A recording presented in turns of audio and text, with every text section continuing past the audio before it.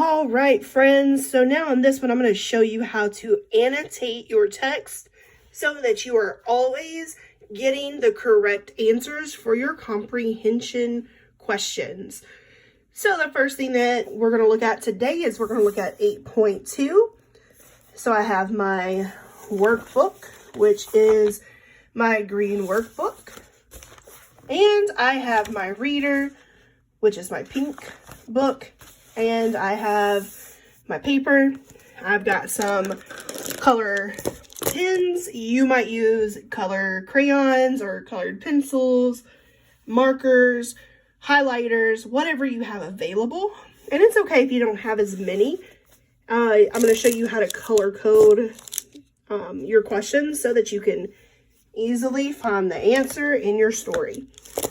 All right, so what I did first is I read the directions. And that's like so important because we kind of skip over it because we think we know what it wants us to do, but sometimes we just have to have all the information. So, and I also have my pencil because when I'm doing my work, I want to write in pencil in case I make a mistake. So here's my directions. Write the answer to each question using complete sentences. And I took my pencil and I underlined the complete sentence part because that is how they want me to get my work done. Now, up on top of that, I wrote the abbreviation of CUPS. And if you remember, CUPS means capital letters.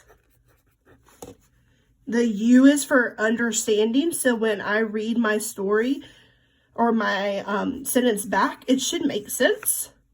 The P is for punctuation. And the S, let me get it closer there, is for spelling. I don't want to make any spelling mistakes, especially when the words are in the question or they're in the reading. Or maybe they're ones that we've been practicing because a lot of our spelling words are actually in the story. The next thing that I did was I took one color and I assigned it to a question. So I have blue for question 1, pink for question 2, red for question 3, purple for question 4, green for 5, orange for 7, and yellow for 8. And if you don't have that many colors, it's totally fine. You don't have to use the same colors I do. Maybe you only have one color. That's fine too. It's a little bit harder to do if you only have one color, but it'll work. So now what I'm going to do is I'm going to go back to this. I'm going to go to the first question and it says, why was it not hard to find the troll? Well, I could just go ahead and answer it. Well, because trolls are gross and they're tall and they're big and they're loud. But I want to know what from the story did they say? Because I need to use the story to make sure that I get the correct answer. So I color coded it blue. So I'm going to take my blue pen, if I can get it back out from under my keyboard. And now what I'm going to do is I'm going to go over here and I'm going to read through. It was not hard to find the troll. Ha! That's the same wording that's in my question. So I boxed it in. Trolls cry when they are hungry. That's important for me to know. That's a why it's loud. So I need to box that in. The nights simply followed the sound of loud sobs and eating.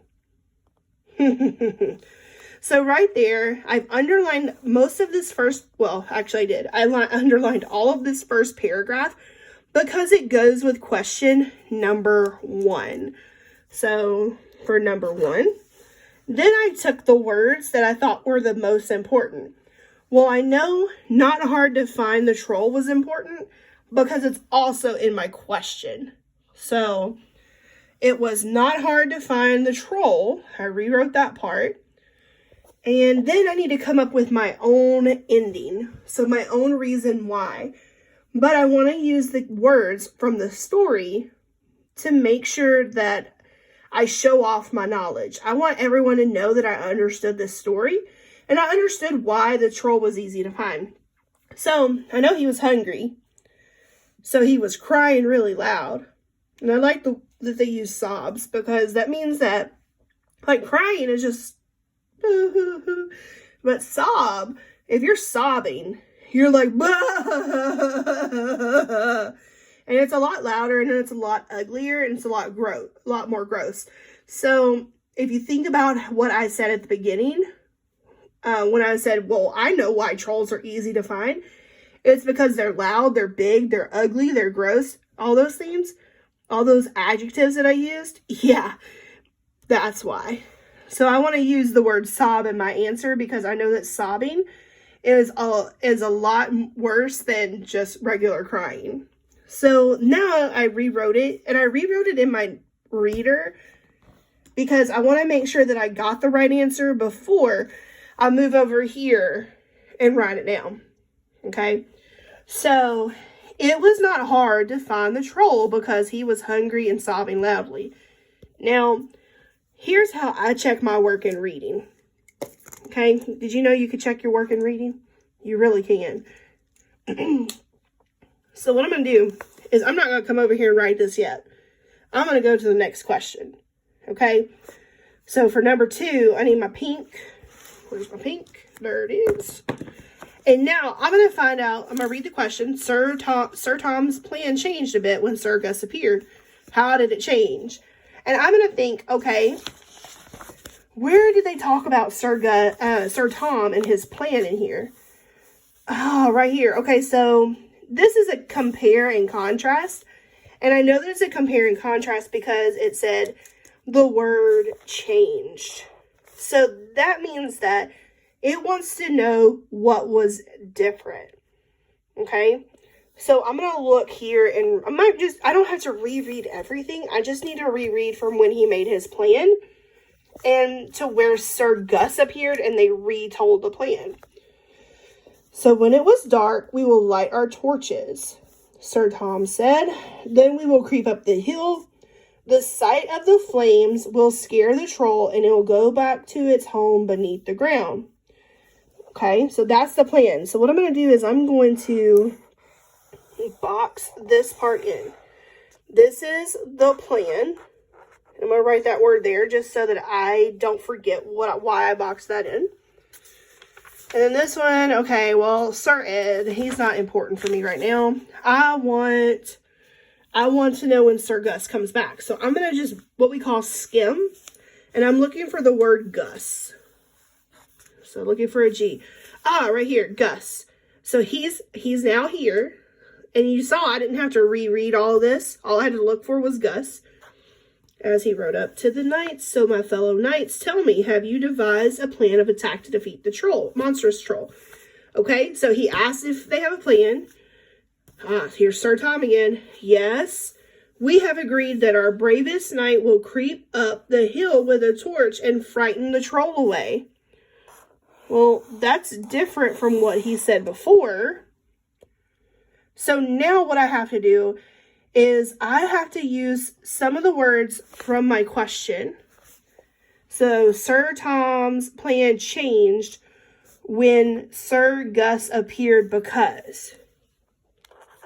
So Sir, and I'm making sure that I have capital letters because names are important.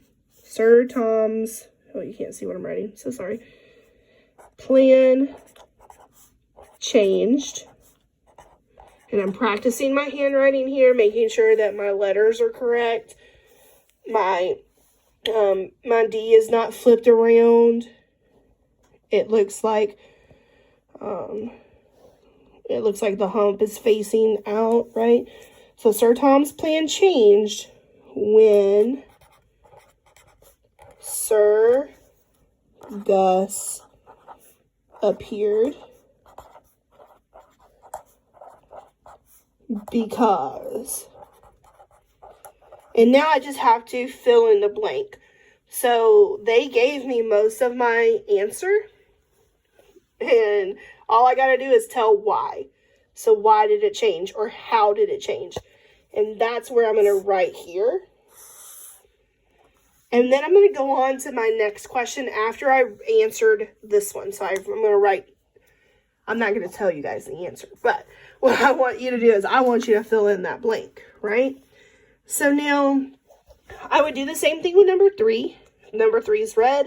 I would go through the story and find key words or paragraphs that go with number 3, and I would block them off in red. Number 4 is purple for me, so I would go back through the story and underline or box in anything that was important to why Gus fainted in purple. Now, I'm going to help you with a little bit of these just because, you know, we need a little review, and that's okay. So number 5, it says list 4 nouns from the story Fire. And you might not need any help with that one. You guys are really great with nouns. So nouns are what? Go ahead and, if you already know, shout it out for me. And you can write the answer. If not, it's cool. You're going to learn it here. So it's a person. It's a place. It's a thing. It also can be an idea. But for right now, it's mostly person, place, or thing. These are the most important ones. So now what I'm going to do, it says list 4 of them. And I have 4 lines. And I'm going to go through my story. Actually, I don't think I even have to go through my story. I can just go through the questions. Okay, so a person. Let me go through each question and find a person. And I'm going to box it in green. What happened when Sir Gus fainted? Well, I know Sir Gus is a person. Right? So, are there any other people in our questions? And then, is there a place? There's not really a place here. Is there a thing? Oh, yes. I already see my 4, and I would have boxed them in green and gone ahead and wrote them down. Okay? So now, once I have that, oops. I need orange. A verb. So if you remember that a verb is an action word, think of the V. If you make a V with your arms and you flap them up and down, you're doing something. You're flying. So a verb is an action word. So I'm going to box that in and I'm going to say action words. And now I need to say, okay, what were some actions that the characters did? Guess what? I already see one on the same page. Sir Gus, what did he do? He fainted. Blah, blah, blah. So then I would put the word fainted here. You can go through your question or you can go back to the story so that you can find that one. And last but not least, yellow, adjectives. We have been working on adjectives for so long. Adjectives, what do? Hopefully you're shouting it out for me. They describe a noun. So they're going to tell me what it looks like. It's going to tell me how many. It's going to tell me what they sound like or how tall they are, whatever. Okay? So I'm going to go back over here, actually. Do you think that Sir Tom really thinks that Sir Gus is the bravest knight? Bravest describes knight. Knight is a noun. So, bravest. And then I would write it in over here. So I have bravest there. Then in orange. Oh, that was the word fainted. Yeah. Because can I faint? Yes, I can. Do I want to? No. All right. A person, place, or thing. I circled Sir Gus. Is Sir Gus a thing? No. Is Sir Gus a place? No. Is Sir Gus a person? Yes. So if you notice, I'm thinking out loud to show you how I'm checking my work. Okay, so now I'm going to go back over to question number 1.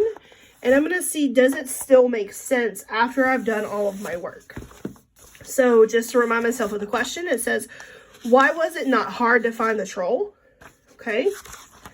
So now I'm going to go find my answer in my book that I wrote, and I'm going to see if it makes sense. It was not hard to find the troll because he was hungry and sobbing loudly. Yep, that still makes sense. So what I'm going to do now is I'm taking my handy dandy pencil, making sure I got lead in it, and I am going to get started writing in a complete sentence, because it says complete sentence up here. Capital letters, it needs to be understood when you read it out loud. It has to have punctuation marks and spelling. So it was not, I'm making sure that it's legible, which means that my handwriting is nice and dark. Not too dark that it hurts my hand to write, but it's dark enough that you can see it on camera, or you can see it if somebody else was trying to read it. So it was not hard to find the troll because he hungry and sobbing loudly. Okay, sorry you guys can see the paint on my hand from where I was painting earlier. Okay, so now after I've done that, I need to look at my sentence one more time just to make sure it was right. All right, do I have a capital letter at the beginning of my sentence? Nope. So let me use my handy dandy eraser, and I'm going to fix it to make it a capital I. It was not hard to find the troll because I need to change that, because guess what? It doesn't make sense. It's not spelling it right. I know I need to stretch it out. B-E. It has that E in there. Because, and my U didn't look like a U. So now I'm going to start my sentence over. It was not hard to find the troll because he hungry. Nope. That didn't make sense when I was reading out loud. He hungry. He what? He was. Well, you know what? I don't have a whole lot of space here. And I don't want to have to, erase everything and then rewrite it. So I'm going to use what we call a caret. And a caret is like a little triangle that doesn't have a base. And I'm going to write above it what word I wanted it to go there. So he was. That way it saves me some time. And because this is not something that I'm publishing, it's okay to do. Because he was hungry and sobbing loudly. So I have a capital letter at the beginning. I can understand it when I read it out loud. Punctuation. Does it have a punctuation mark at the end? Yes. Is everything spelled correctly? Everything that I know how to spell is spelled correctly. I've checked it against my words here because I made sure that it came out of my story. So I think I'm good. And now what I'll do is I'll just go through and do all the other questions so that I can be done. All right, guys. I know this video was a little bit longer than I wanted it to be, but you guys are learning some awesome tools to put in your toolbox so that you always get the answers correct. And you also just learned how to check your work in reading. Okay?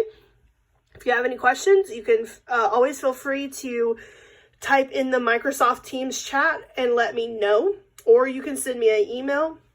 Either way is fine.